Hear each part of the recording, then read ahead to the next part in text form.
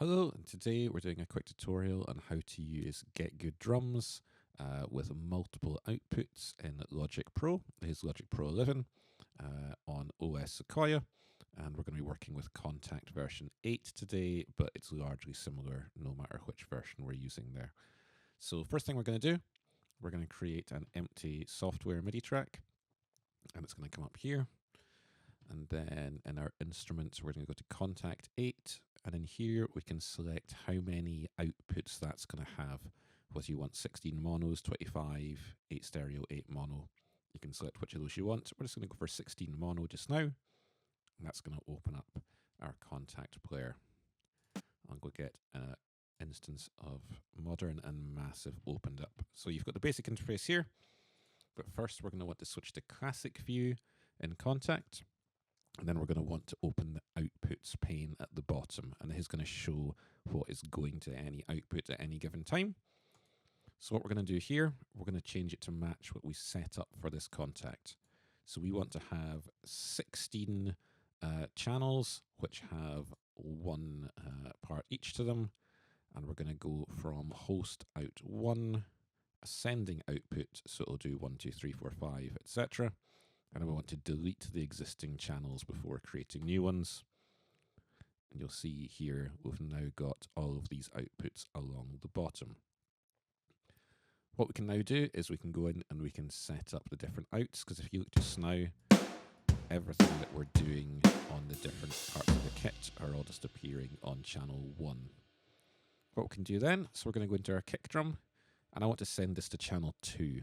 I don't want to use channel 1 because Modern and Massive and the other GetGoodDrums plugins keep that reserved for reverb and things like that. So we're going to start from channel 2. And all we do at the bottom of the mixer here is we're going to take this drop down and we're going to say, I want to send my kick sum and my kick sub both to channel 2. So if I go back to my kit now and hit this, you can see that channel 2 is triggering as well as channel 1. Channel 1 is still doing it because of some of the other parts of the kit. But we can then just go through. I'm going to assign my snare top and bottom to channel 3. I'm going to put my rack tom to 4, floor to 5, floor 2 to 6, hat to 7, ride to 8. And then we've got kind of this common stuff. So I'm going to go 9, 10, 11, 12, 13 for these, just in all the different pages. So this kind of the room sound and that kind of thing that you're picking up from overheads.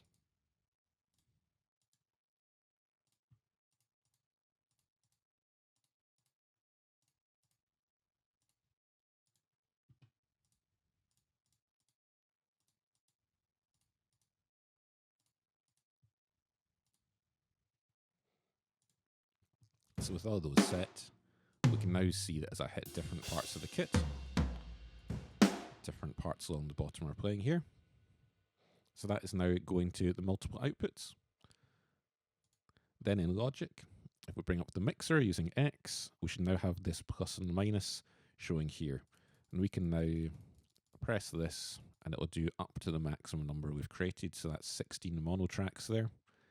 If we bring Contact back up and set up something in the Groove player,